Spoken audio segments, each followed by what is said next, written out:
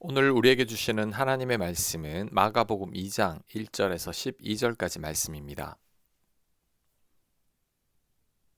1절 수일 후에 예수께서 다시 가버나움에 들어가시니 집에 계시다는 소문이 들린지라 많은 사람이 모여서 문 앞까지도 들어설 자리가 없게 되었는데 예수께서 그들에게 도를 말씀하시더니 사람들이 한 중풍병자를 네 사람에게 메워 가지고 예수께로 올세 무리들 때문에 예수께 데려갈 수 없으므로 그 계신 곳에 지붕을 뜯어 구멍을 내고 중풍병자를 누운 상을 달아 내리니 예수께서 그들의 믿음을 보시고 중풍병자에게 이르시되 작은 자야 네 죄 사함을 받았느니라 하시니 어떤 서기관들이 거기 앉아서 마음에 생각하기를 이 사람이 어찌 이렇게 말하는가 신성 모독이로다 오직 하나님 한 분 외에는 누가 능히 죄를 사하겠느냐 그들이 속으로 이렇게 생각하는 줄을 예수께서 곧 중심에 아시고 이르시되 어찌하여 이것을 마음에 생각하느냐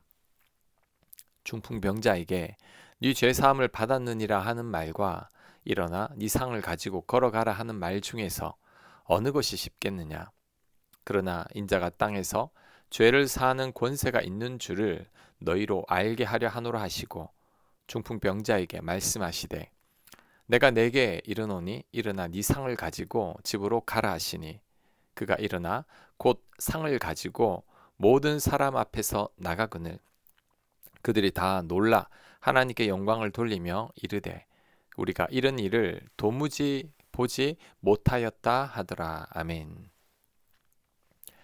예수님의 기적에 관한 소문이 퍼지자 많은 사람들이 예수님께 모여듭니다. 한 번은 어떤 집에서 하나님 말씀을 전할 때 한 중풍병자를 그 친구들이 데리고 옵니다. 하지만 사람이 많아서 그 집에 도저히 들어갈 수가 없었습니다. 하지만 그렇다고 포기한 게 아닙니다. 사람들로 인해 들어갈 수 없으니 그 집의 지붕을 뜯어내고 중풍병자를 줄로 달아 내렸습니다. 유대 지역의 지붕은 흙으로 덮은 것이기에 뜯기가 그렇게 어렵지 않습니다. 하지만 그렇다 할지라도 남의 집 지붕을 뚫고 내려갈 생각을 한 자체가 너무나 놀랍죠. 그렇다면 이들은 왜 이렇게까지 예수님께 나가려고 애를 쓰는 걸까요? 바로 예수님에 대한 믿음 때문입니다. 예수님께 나아가기만 하면 중풍병이 확실히 낫는다는 믿음이 있었기 때문이죠. 만약에 내 자녀가 병에 걸려서 아픈데 어떤 신유의 은사를 가진 분이 내 자녀의 병을 고칠 수 있다면 어떻게 하겠습니까? 그분이 내 자녀의 병을 100% 고칠 수 있다는 확신이 있다면 어떻게 하겠습니까? 어떤 수를 써서라도 자녀를 그분에게 데려갈 겁니다. 어쩌면 우리도 지붕을 뜯을지도 모릅니다. 지금 중풍병자 일행들이 그런 심정이죠. 예수님께 가기만 하면 반드시 낫는다는 믿음이 있으니까 지붕을 뜯어서라도 예수님께 가려는 거죠. 아무리 사람이 많아도 그들을 막을 수 없습니다. 예수님이 이들의 모습에 감동을 받았습니다. 예수님은 그들의 믿음을 보고 기적을 베푸셨습니다. 그렇다면 우리들도 이런 믿음을 가져야 합니다. 이런 믿음을 가지고 간절하게 하나님을 찾아야 합니다. 결사적으로 하나님만을 구해야 합니다. 그럴 때 하나님을 만나게 됩니다. 기도를 들어줘도 그만, 안 들어주어도 그만이라는 심정으로 기도해서는 안 됩니다. 내 기도를 듣고 계신다는 믿음을 가지고 하나님께 기도해야 합니다. 하나님 아니면 안 된다는 절박함이 있어야 합니다. 그럴 때 내 기도에 응답이 있습니다. 그런데 풍요로운 시대를 사는 현대 기독교인들은 하나님에 대한 간절함이 잘 없습니다. 굳이 지붕을 뜯지 않아도 되기 때문이죠. 다른 방법들이 많기 때문입니다. 그래서 하나님을 잘 만나지 못하는 겁니다. 그런데도 현대인들이 복권을 사는 것을 보면 신기합니다. 복권에 당첨될 확률이 몇 천만 분의 1이죠. 그런데도 복권을 사서 당첨을 기대합니다. 그런 마음으로 하나님을 갈망하면 하나님을 충분히 만나고도 남습니다. 그의 영에 가까운 확률에 기대와 소망을 거는 심정으로 우리 하나님께 기대를 걸면 하나님께서 분명히 은혜를 베풀어 주실 겁니다. 기대를 가지고 복권을 사는 마음으로 하나님을 간절히 기대하면 하나님을 분명히 만날 겁니다. 우리는 믿음을 가지고 하나님께 나가야 합니다. 하나님 아니면 안 된다는 심정으로 하나님을 찾아야 합니다. 이런 자들이 하나님을 만납니다. 이런 갈망과 간절함을 가진 자가 하나님을 만납니다. 이런 갈망과 간절함이 없는 자는 하나님을 좀처럼 만날 수가 없습니다. 그래서 마음이 가난한 자가 복이 있는 거죠. 애통하는 자가 복이 있습니다. 그에게 간절히 하나님을 찾는 마음이 있기 때문이죠. 이런 자들이 하나님을 만납니다. 중풍병자 일행이 지붕을 뜯는 심정으로 하나님을 찾아야 합니다. 믿음을 가지고 하나님을 찾아야 합니다. 간절함으로 하나님을 찾아야 합니다. 그럴 때 하나님을 만나게 될 것입니다.